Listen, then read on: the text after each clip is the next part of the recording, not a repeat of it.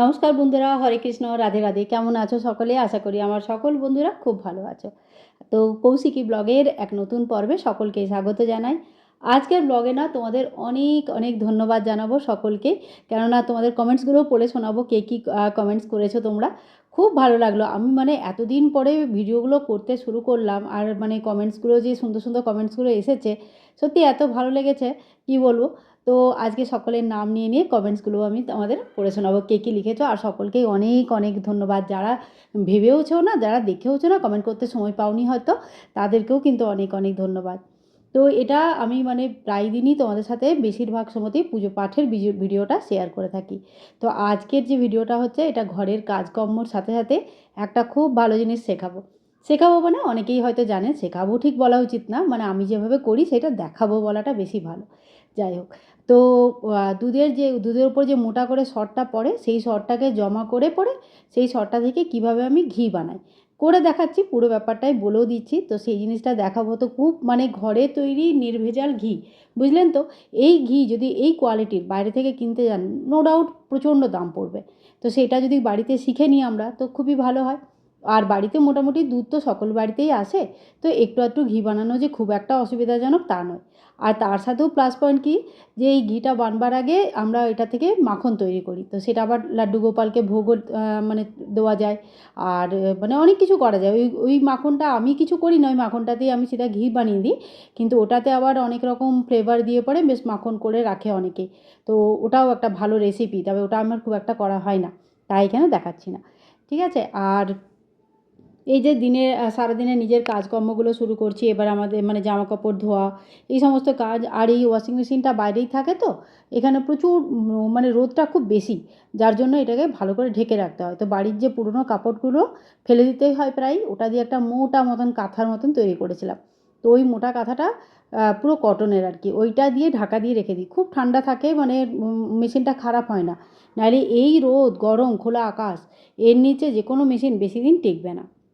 তো পূর্ণিমা সাহা 4 ঘন্টা আগেই লিখেছে যে খুব ভালো লাগে তোমার ব্লগগুলো, খুব কার্যকরী। আমি চন্দননগরে থাকি। তো পূর্ণিমা, অনেক অনেক ধন্যবাদ তোমাকে, তুমি ওখান থেকে আমাকে চন্দননগর থেকে দেখো, আর আগেও দেখতে থাকো। আমি চেষ্টা নিশ্চয়ই করব।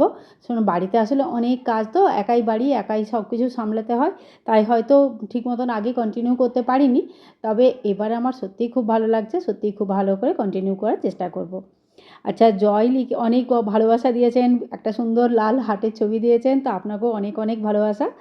আর এরপরে দেখুন,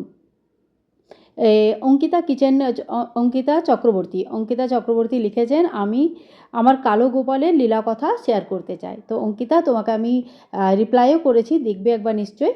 আর আমি তুমি করে বলছি, তোমার বয়সটা তো ঠিক বুঝতে পারছি না, তবে যদি আপনি আমার থেকে বড় হন তাহলে আমার প্রণাম নেবেন।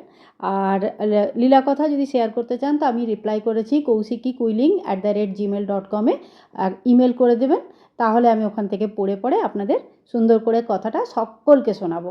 তো আগেও আমি অনেক লীলা কথা শুনিয়েছি, সেই সময় অনেকেই আমাকে লিখতো, তারপরে আমি মাঝে ভিডিও বানানোই বন্ধ করে ফেললাম। তো তারপরে আর কেউ সেরকম পাঠাতেও না, আর আমারও আর বলা হতো না। তো যদি আপনারা পাঠান, তাহলে আমি আবার আপনাদের লীলা কথাগুলো শোনাবো। ঠিক আছে। আর এরপরে দেখো, আশিস সেনগুপ্তা বলেছেন, একদম ঠিক বলেছ, আমিও হনুমানজির পুজো করি। তো হ্যাঁ, হনুমানজির পুজো যদি বাড়িতে কেউ করেন, তাহলে তার বাড়িতে অনেক রকম সেই বলে না যে আপদ বিপদ টলে যায়, ভূত প্রেত পিশাচ আসে না। তো সত্যি কথা, এটা করা খুব ভালো। আচ্ছা, বর্ণালী জিজ্ঞেস করে বলেছেন যে শ্যামা তুলসী আর কৃষ্ণা তুলসী কি একই? তো হ্যাঁ, শ্যামা তুলসী বা শ্যাম তুলসী আর কৃষ্ণা তুলসী, যেটা একটু বেগনি বেগনি রঙের হয়, সেই দুটো জিনিসই একই। তো তুলসী মোটামুটি অনেক রকমের হয়, তার মধ্যে একটা হচ্ছে শ্যাম তুলসী, একটা হচ্ছে হরি তুলসী অথবা রাম তুলসী, যেটা সবুজ রঙের হয়। আর আরেকটা হচ্ছে বদ্রী তুলসীটা ঠান্ডার দেশে পাওয়া যায়। তো তুলসী অনেক রকমের থাকে, তাদের আলাদা আলাদা গুণাগুণ থাকে, তবে যে কোনো তুলসী বাড়িতে রাখা খুব শুভ। আর যে কোনো তুলসী ভগবানকে ভোগ লাগাবার জন্য বা পুজোর জন্য ইউজ করা যেতে পারে। নিবেদিতা দাস বলেছেন আমিও হনুমানজির পুজো করি। তো নিবেদিতাদি খুবই ভালো জিনিস হনুমানজির পুজো করা, হনুমান চালিসা পড়া, মন শান্ত থাকে, খুব ভালো। তাই মানে হনুমানজির পুজোটা যারা করেন তারা কিন্তু কন্টিনিউ করবেন, বা যারা অনেক অসুবিধায় আছেন তারা কিন্তু শুরু করতে পারেন, অনেক উপকার পাবেন। আর এই যে বাচ্চাদের জন্য এইটাতে আমি তৈরি করছি ছোটো ছোটো উত্তাপামের মতন। এটা অবশ্য উত্তাপাম ঠিক ওই রকম উত্তাপাম নয়, এটা হচ্ছে গ্রিন মুগ ডাল, যেটা সেটাকে পিষে নিয়েছিলাম, তার সঙ্গে কিছু সবজি মিশিয়েছিলাম, আর সেই সবজিটা দিয়ে পরে এগুলো বানাচ্ছি। তো টিফিন দিয়ে দিয়েছে ওগুলো খুব হেলদি, হাই প্রোটিন, খুব ভালো, মানে বেশ ভালো লাগে, খেতেও ভালো লাগে, আর জলদি জলদি তৈরিও হয়ে যায়। আর এই যে ছোট্ট হাঁড়িটা দেখছো গোল মতন, এই হাঁড়িটা দারুণ দেখতে লাগে, আমার তো খুব ভালো লাগে, একদম গোল মোটল গুলুমুলু। তো এইটাতে যে সরটা জমা হয়েছে সেই সরটাকে সরটার সাথে 2 চামচ দই মিশিয়ে পরে ভালো করে ঘেটে এক রাত্রি বাইরে রেখে দিই, বাইরে মানে ফ্রিজে রাখি না আর কি, ফ্রিজের বাইরে। তো তারপরে এই একটা মেশিন আছে আমার কাছে, এই মেশিনটা দিয়ে পরে আমি সুন্দর করে মাখন বের করে নিই। আর একটুখানি যদি দই থাকে মানে দই হয় তাহলে কিন্তু হাতের যেটা হাতের ঘোরাবার মেশিন থাকে সেটা দিয়েও হয়। তবে আমার তো অনেকটা থাকে, তো অনেক সময়ও লাগে, সেই জন্য আমার জন্য এই মেশিনটা আমি কিনেছি। তো এই মেশিনটা খুব কাজের জিনিস। তো এইভাবে এটা দিয়ে করলে দেখো এই যে জলটা থেকে আলাদা হয়ে যাচ্ছে না, এটা মাখন। তো এই মাখনটা আমরা ভগবানকে ভোগও লাগাতে পারি, আর এই মাখনটাকেই গরম করে ঘি হয়ে যায়। তো মানে পদ্ধতিটা যে খুব কঠিন তা নয়, তবে একটু লেন্দি প্রসেস, মানে যেমন 5 দিন 6 দিন ধরে প্রথমে জমা করতে হয় দুধের সরটা, তারপরে সেটা দই দিয়ে ঘেটে দই বসাতে হয়, তারপরে 1-2 দিন পরে এইরকমভাবে মাখনটাকে বের করে নিতে হয়। এবারে এই মাখনটাকে গরম করলে তখন তার থেকে ঘি বেরোয়। প্রসেসটা কিন্তু বহু বছর আগে একবার কমেন্ট দেখেছিলাম, আমি তখন দেখিনি, এখন দেখলাম। এরকম আমি শিখিয়েছিলাম আগে একবার, যে জন্মাষ্টমীতে কীভাবে মাখন বানাবেন লাড্ডু গোপালের জন্য। তো একজন কেউ দেখেছি লিখেছে প্রসেসটা সম্পূর্ণ ভুল, এরকমভাবে কিছুই হয় না। তো সম্পূর্ণ ভুল নয় গো, আমি প্রতি সপ্তাহেই এরকমভাবে ঘি বানাই, তোমাদেরকে সত্যি কথা বলছি। আমি আজ পর্যন্ত কোনো দিন ঘি বাইরে থেকে কিনি না, ঘি কখনো কেনা হয় না আমার বাড়ি থেকে। তো আমাদের যেটা বাড়িতে ঘি বানানো হয় সেই ঘি আমরা ইউজ করি, সুতরাং এই পদ্ধতিটাও ভুল না, আর যেটা বলছি সেটাও কিন্তু ভুল কথা নয়। মৌসুমি ব্লগস জোন লিখেছে জয় বজরংবলী, অনেক ভালোবাসা রইল। তো মৌসুমি তোমাকেও অনেক অনেক ভালোবাসা, খুব ভালো থেকো। আর এরপরে দেখো একজন লিখেছে কল্পনা ভাদুরী কী লিখেছেন, কৌশিকী তোমার ভিডিওগুলো খুব ভালো হয়েছে, নতুন ব্লগার অপেক্ষায় থাকলাম। তো শুনে সত্যি এত ভালো লাগলো যে কেউ মানে আমার নতুন ব্লগের অপেক্ষায় আছে, এটা সত্যি কথাই, শোনাটা সত্যি খুব ভালো। আর শাশ্বতী ভট্টাচার্য, এ তো মানে শাশ্বতী দিদি, আমি তো অনেক দিন ধরে তাকে জানি, মানে সামনাসামনি দেখা হয়নি, কিন্তু বহু দিন ধরে তার সাথে কথা হয়েছে। আর অনেক দিন আগে একবার লাড্ডু গোপালকে তিনি না একটা সুন্দর গিফট করেছিলেন, 2টো জামা। তো খুব সুন্দর সুন্দর গিফট করেছিলেন, খুব ভালো লেগেছে। তো শাশ্বতী, খুব ভালো লাগলো তোমার কমেন্ট, আবার এত বছর পরে আবার দেখলাম, আবার পড়লাম, খুব ভালো লেগেছে, থ্যাংক ইউ সো মাচ। আর দেখো উত্তম তোমার অনেক অনেক ভালোবাসা দিয়েছেন, তো উত্তম তোমাকেও অনেক অনেক ভালোবাসা, পুরুষোত্তম মাসের অনেক অনেক ভালোবাসা রইল, আশীর্বাদ রইল। যদি ছোট হয়ে থাকো, যদি বড় হয়ে থাকো, তাহলে প্রণাম নিও। আর দেখো এখানে আমি ভোগটা লাগিয়ে দিয়েছি, এখানে যে ভগবানকে না ভোগ অর্পণ করবার সময় লাড্ডু গোপালের জন্য মাখন এইভাবে বাড়িতে তৈরি করে ভোগ লাগানো যায়, তো খুবই ভালো। তো এরপরে আমি ছেলেদেরকে স্কুল থেকে আনতে গেছিলাম, তো স্কুলের বাইরে এটা একটা মন্দির তোমাদের দেখাচ্ছি, এইখানটা না এখন বন্ধ হয়ে গেছে।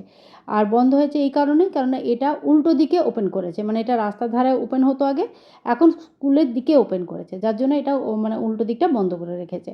তো এই মন্দিরটা মানে আমি যখনই যাই স্কুলে তখন এখানে একবার করে প্রণাম করে যাই। আর এই দেখো তার মাখনগুলো গরম করে এইভাবে ঘিটা বেরোতে থাকে, ঘি বেরোতে শুরু হয়ে গেছে, কিন্তু যেটা দেখতে পাচ্ছ সেটা কিন্তু ঘি। আর যেটা সাদা সাদা লাগছে এটা মাখনটা ধীরে ধীরে মানে হচ্ছে আর কি, ঘি বানছে। আর লাস্টে পুরো বাদামি হয়ে যায়, কোনো সাদা অংশ থাকে না, পুরো বাদামি হয়ে যায়। আর যতক্ষণ না বাদামি হয় ততক্ষণ কিন্তু গরম করতে হয়, যদি বাদামি হওয়া পর্যন্ত গরম না করো তাহলে কিন্তু পরে ফাঙ্গাস লেগে যাওয়ার চান্স থাকে। তো এই দেখো কী সুন্দর ঘি হয়েছে, মানে খুব ভাল লাগে, আমার তো বাড়িতেই হয়ে যায়, তো বেশ ভাল লাগে। আচ্ছা মৈত্রী দাস, জ্যোতির্ময়ী দাস, সরি হ্যাঁ, তোমার নামটা একটু গণ্ডগোল পড়ে ফেললাম আমি হড়বড় করে। তো জ্যোতির্ময়ী দাস লিখেছেন God bless you from Gujarat. তো গুজরাট থেকে আপনি দেখছেন, সত্যি অনেক অনেক ধন্যবাদ, খুব ভালো লাগলো শুনে পরে।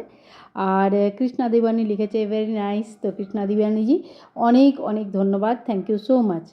তো এইরকম আপনাদের অনেক কমেন্ট পেয়েছি, যেগুলো মানে পড়ে পড়ে আমার একটু নতুন করে আরও ভিডিও বানাতে ইচ্ছে করে। তো সত্যিই খুব ভালো লাগে। আর আমার ঠাকুর ঘরটাকে আপনারা এত ভালোবাসেন না, সত্যিই খুব ভালো লাগে। আর এইবারে চলুন কিছু না শপিং দেখাই। শপিং মানে বিশাল যে শপিং করেছি তা না। এর মধ্যে আবার হাসব্যান্ডের যে পার্ট মানে যেটা ছিল সেটা তো উনি 2-3টে নিয়েই চলে গেছেন। এটা আমার মেয়ের একটা মানে কুর্তি, খুব দামি নয়, মানে মোটামুটি রেঞ্জের ভেতরে, কিন্তু কাপড় মানে কাপড়গুলো খুব সুন্দর। এটা আমার ছেলের একটা কুর্তি বললাম না, এটা ওটা টি-শার্ট আর কি, ছেলের এটা ছেলের টি-শার্ট। সবগুলোই পিওর কটন, খুব মানে কাপড়টা খুব সফট নরম বিশাল। এটা বলতে পারা যাবে না যে খুব বেশি একদম চকমকে দারুণ জিনিস, কিন্তু এটা ঘটনা যে এগুলো পরে খুব আরাম। এটাও আমার মেয়েই নিয়েছে, এরও কাপড়টা খুব সুন্দর, সামনে থেকে দেখাচ্ছি দেখো। আর এটা কালারটা না একটু মানে অন্যরকম আসছে, আর একটু চকলেটি কালার, এটা মানে চকলেট কালারটা আর একটু ডার্ক, আর একটু সুন্দর কালার। আর এটা হচ্ছে আমার হাজব্যান্ডের। তো এর কালারটাও দেখো, সামনে থেকে দেখাচ্ছি, এইরকম ধরনের কালারটা, ঠিক আছে? সবগুলোই কটন, খুব সুন্দর কালার। আর গরমকালের জন্য স্পেশালি কটন ছাড়া তো পরাই যায় না। আমিও একটা দুটো জিনিস নিয়েছি, আর তার আগে হাজব্যান্ডটা দেখিয়ে দিই। তো একটা ছিল লাইট ব্লু, আর এইটা হচ্ছে একটু ও কী বলবো, এটা একটুখানি অন্যরকম কালারটা আর কি, যেটা দেখতে পাচ্ছ সেরকমই। ঠিক ধূসর ধূসর বলা যায় না, তবে একটুখানি অন্যরকম কালার, এটা একটা লাইট কালার, ক্রিম কালার টাইপের। আর এটা মাথায় বাঁধা রাবার ব্যান্ড অনেকগুলো, এটা তো লাগতেই থাকে, স্কুলের জন্য এত লাগে না, তবে এটার মানে কোয়ালিটিটা বেশ ভালো মনে হলো দেখে পরে, ওই জন্য ওটা নিয়ে এলাম। এবার আমারগুলো দেখাচ্ছি, কয়েকটা লেগিংস নিয়েছি। বাড়িতে লেগিংসগুলো পরে থাকতে মানে কুর্তির সঙ্গে খুব সুবিধা হয়। আর এটা না মানে স্ট্রেচেবল, ভালো লাগলো আমার। আর আগে লেগিংসগুলো বিশাল লম্বা লম্বা আসতো, তো এখন অ্যাঙ্কেল লেন্থের আসছে, তো দেখতে একটু সুন্দর লাগে। তো এটা একটা ইয়েলো কালারের নিয়েছি, মাস্টার্ড কালার, এটা একটা গ্রে কালার, আর এইটা হচ্ছে গ্রিন কালার। তো এই 3টে কালারের নেওয়া হয়েছে, মানে এগুলো আর কি, অনেকগুলো লেগিংস আছে, আর যেগুলো নেই সেই কালারগুলো নিয়ে এসেছিলাম। আর এইটা একটা কুর্তি নিয়েছি, এটা নেভি ব্লু রঙের, এটা কালারটা একটুখানি ফেড লাগছে দেখতে, ফ্রন্ট ক্যামেরাতে একটু ফেডই আছে কালারটা। তো এটা হচ্ছে নেভি ব্লু রঙের, আর এইরকম কাজ করা আছে দেখো, দাঁড়াও একটুখানি ঘুরিয়ে নাও অন্য সাইড থেকে, আলোটা পড়ার জন্য আসলে অমনি লাগছে। তো এই যে কালারটা না, এই দেখো কী সুন্দর কাজ করা আছে না, এই কাজটা খুব ভালো লাগলো আমার, বেশ সুন্দর লেগেছে। তো এটা আমি নিজের কুর্তি একটা নিয়েছি, এটার সঙ্গে সাদা লেগিংস বা সাদা ওই পাজামা দিয়ে পরলে পরে বেশ সুন্দর লাগে দেখতে। তো এইগুলোই মোটামুটি শপিং করেছি। আর এটাই ছিল আমার আজকের ব্লগ। তো আজকের ব্লগটা তোমাদের কেমন লাগলো নিশ্চয়ই বলবে। মানে একটুও যদি ভালো লেগেছে না, তো প্লিজ অনেক অনেক কমেন্টস করবে। তোমাদের কমেন্টসগুলো পড়লে তখন মনে হয় আরেকটা ব্লগ বানাই, সত্যি বলছি, একদম মানে সত্যি কথা। তো আবার একটা নতুন ব্লগে দেখা হবে, ততক্ষণ bye bye and take care.